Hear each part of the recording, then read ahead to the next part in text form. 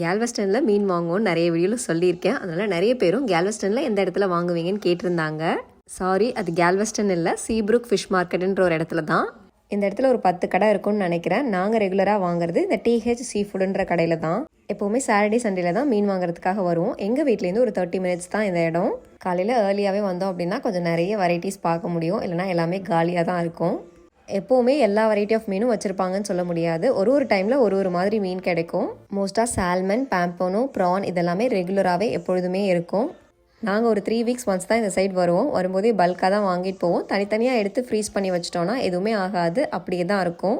நாங்கள் ரெகுலராக வாங்குறது சால்மனும் ப்ரானும் தான். அது இது வரைக்கும் ஒன்றுமே ஆனது கிடையாது. டிஃப்ரெண்ட்டாக ஊரில் பார்த்த ஃபிஷ் மாதிரி ஏதாவது இருந்துச்சு அப்படின்னா அதை வாங்கியும் ட்ரை பண்ணுவோம். சம்டைம்ஸ் நல்லா இருக்கும், சம்டைம்ஸ் நல்லா இருக்காது.